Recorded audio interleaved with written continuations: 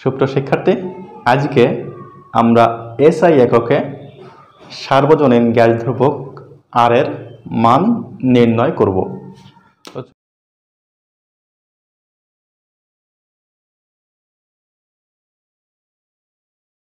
তো আমরা জানি আদর্শ গ্যাস সমীকরণ PV is equal to N R T.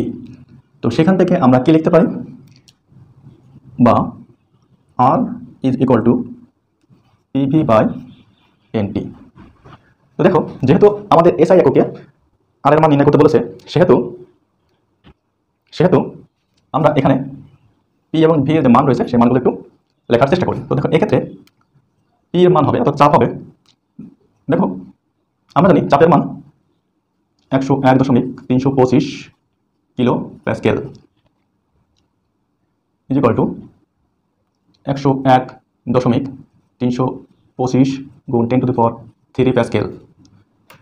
তো আমরা জানি আবার প্যাসকেল সমান 101.325 গুণ 10⁻³ নিউটন পার মিটার স্কোয়ার। যেহেতু এসআই এককে এই জন্য আমরা নিউটন মিটারে আনতে হবে। আচ্ছা, ভি এর মান কেমন হবে?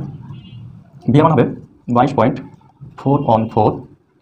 দেখো, লিটার ছিল, সেই লিটারকে আমাদের 22.414 গুণ 10⁻³ মিটার কিউব নিতে হবে। তো চাপ এবং আয়তন হয়ে গেল। এন ইজ ইকুয়াল টু আমরা প্রতি 1 মোল গ্যাসের জন্য বের করবো, তাহলে এখানে হচ্ছে 1 মোল। আর টি হবে আমরা সাধারণত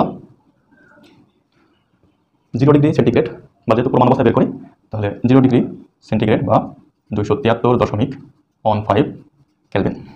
দেখো, আমাদের সব মানগুলো আমরা ডান পাশে লিখে রেখে দিই, বা আর ইজ ইকুয়াল টু 101.325 গুণ 10⁻³ নিউটন পার মিটার স্কোয়ার গুণ